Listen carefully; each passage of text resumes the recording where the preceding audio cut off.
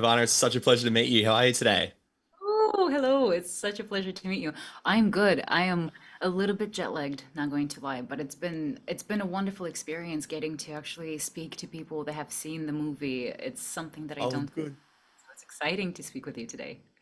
Well, I'm just as excited to speak with you. I really had a lot of fun with the film. I got to see it a couple of weeks ago. I've had the chance to talk to Gerard about it as well. So I'm excited to finally get to talk about it with people as well. And I'd love to kick off the chat by talking about Amelia specifically. I was really interested in her journey in discovering her purpose and her identity. She is an AI creation, but she goes on this very sort of emotional journey throughout the film. And I'm curious to know, in your processes as an actor, what discovering that AI, so discovering that sort of parts of the character were like for you. How much of it was on the page, and how much of it was just your journey into the character? I think as an actor, you can go as deep as your heart's desire within a character, but I was really lucky that it was very much also on the page for me. That's what made me fall in love with Amelia is reading the script for the first time, and I found myself laughing and crying and I just and wanting to become part of that world. I was very lucky to get the chance to meet with Gerard pretty much immediately after I read the script. He flew into LA from New Zealand, and we got to just play around in the room and play with her physicality and the compassion for her that you speak of is very much what I resonated with. I wanted to take care of her, and I wanted to have the chance to tell her story. Yeah. And it comes across like that. Like this is such a genre film in such a heightened way, but I think it doesn't work. Like the audiences don't get attached to it unless we care about who's on screen. And I think Amelia's journey is so fascinating. Part of that, I'm curious to know when you are trying to discover that more emotional journey in the character, how much does that affect the physicality? I love the idea that Amelia has to try and blend into the world, but we know as the audience that she is an AI character.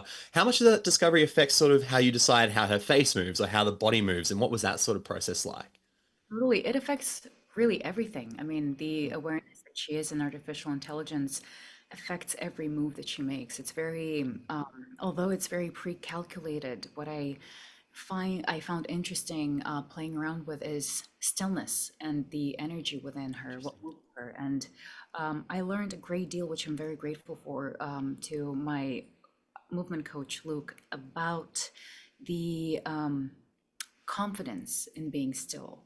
That is something that I really had to learn and still like took on with me for for the rest of my life. But she her physicality, although very human, I really wanted to and hope that the audience will be able to see that in some moments you sort of like see an uncanny valley aspect of her. There's Sure. something off about her, Mm. especially I think in the moment with like in the sequence with Alton, Jermaine Clement's Oh, character.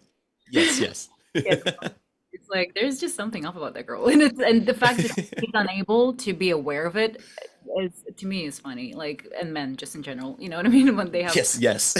perspective, and that is a woman. The funniest part about that though is that we maybe think there's something off with Amelia. We know that there's something even more off about Alton as well. So it's just this battle there of who is more off in that scene. I'd love to ask about sort of because obviously being an Aussie and with Gerard being from New Zealand, we love Jermaine Clement. I've loved his work for so long, Flight of the Conchords and What We Do in the Shadows. He's incredible, and Gerard was talking about how he's such a great improviser and creative genius.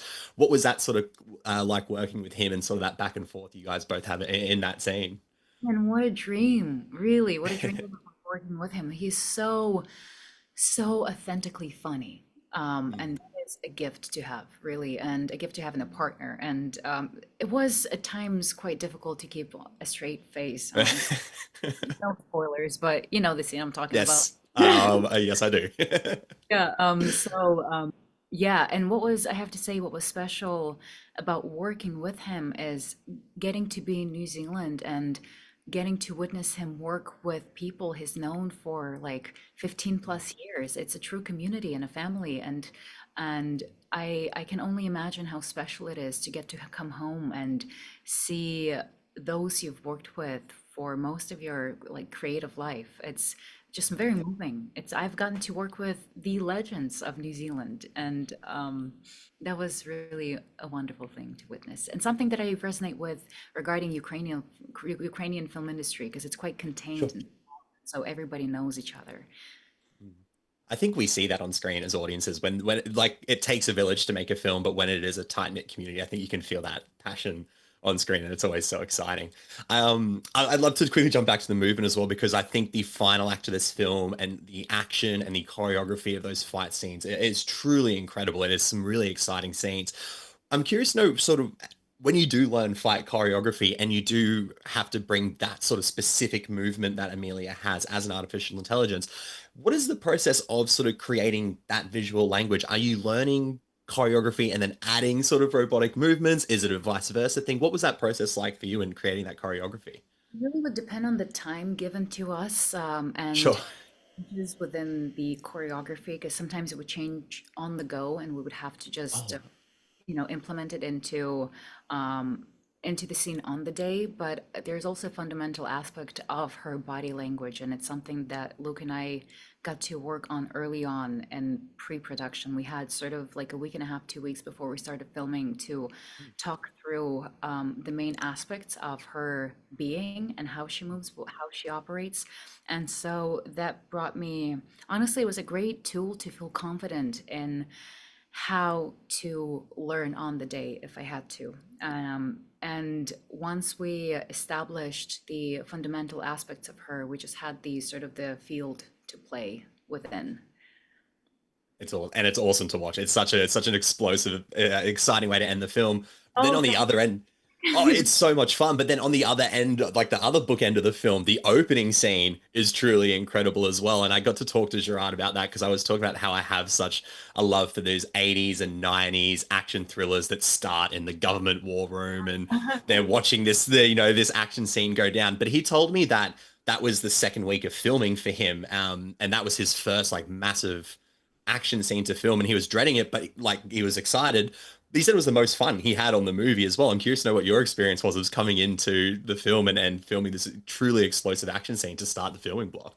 here, yeah. It was the first day of filming for me. That That's was my crazy.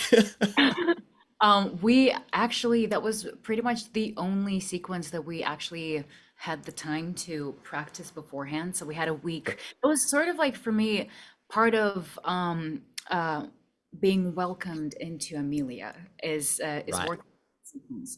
And I'm really proud to say, while having a really wonderful stunt team behind everything, and then an extremely talented stunt double who I really relied on in some parts when you like it's clear, that you as an actor do need help with making sure that it's the best it can be.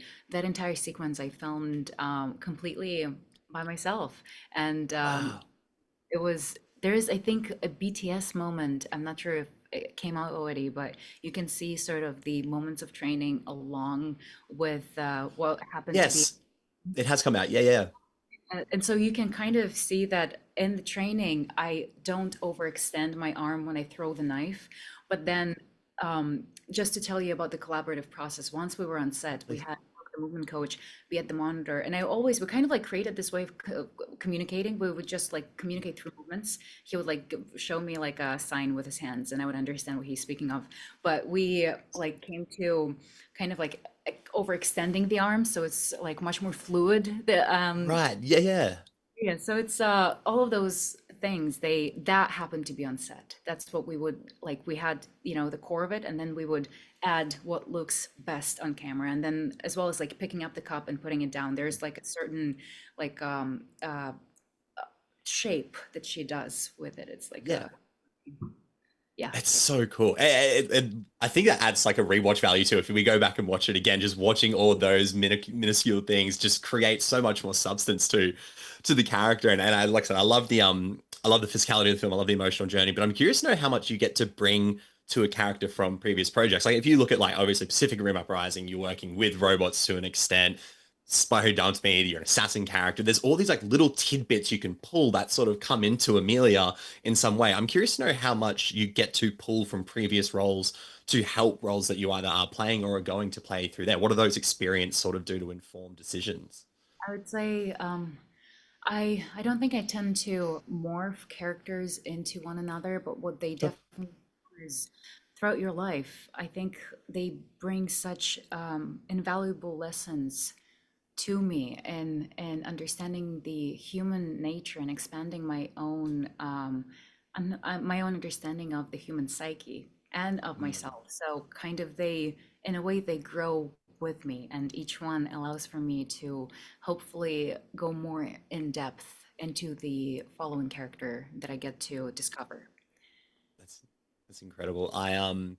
I love the fact that, especially in this post-COVID era, we are so focused on exclusive cinema releases. I love going to the movies. I love watching movies with people and sort of experiencing that movies like this that are Tell by so your much fun. background. The I don't the know if I gave it away. I like movies. It's a very casual thing I have with film. But I love sitting with people and I love experiencing like comedy and watching these exciting action scenes. I got to when I saw it a few weeks ago, watched it with Peter, who you just spoke with beforehand, and we had such a great time together watching it. I'm curious to know for you if there is a cinematic memory that pops out, an experience that you've had watching a movie with people that sort of solidified a love for this art and what you get to do. Yeah, yeah. I actually have already spoken about it today, but when I was asked Yeah. regarding like a like fundamental film that made me fall in love with cinema, but my mother, who is actually sitting right next to me right now, you don't see her, but she is sitting on the floor and Hi, Ivana's mom. she's waving at you. But when I was a kid, when I was 8 years old, my mother showed me Amélie, the French film, and it Yeah. really Oh, I mean it incredible. when I say, and I speak at length about it, but it really made me fall in love with cinema and the magic of it, especially when you are so young. Like the magic was so potent, and I just wanted to exist within that world. And I then, throughout time, realized that I wanted to be part of creating that world. And to me, that moment is timeless. I remember after watching it. I think I watched it every single day after I saw it with my mother. And I just like the soundtrack became sort of a map to my own life. And every time I hear it now, it kind of becomes like a pocket in time and connects all of the other moments I have listened to that soundtrack and shows up in like some of the most sacred times in my life, interestingly enough. It's like very serendipitous.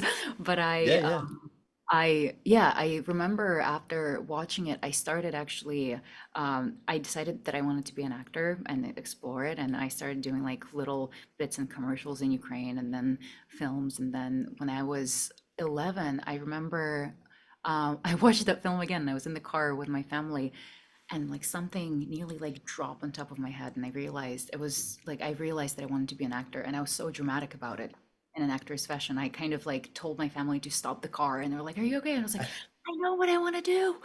I want to be an actor." And my dad just looked at me like not disappointed, but scared, you know? Is everyone okay? Yeah, yeah. What's going on? Yeah. Yeah, but also like scared for my future because Yeah, sure. my parents happen to be like local filmmakers in Ukraine, and they grew up being in love with storytelling, just in love with storytelling, but also there's like a true hardship with living in a country that is like just very freshly independent and trying to Sure. make a living and support your family through creating, through having a job that pays very little, honestly, especially during that Yeah. time. So, but yeah, that was very much that experience is the most potent and sacred one.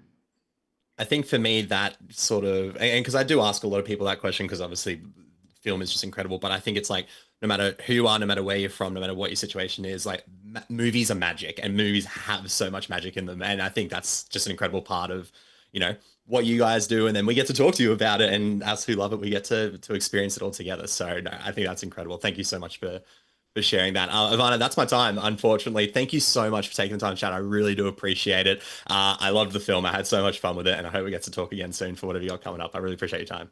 Thank you for taking the time to speak with me. Thank you. And bye, Ivana's mum. I hope you're doing well.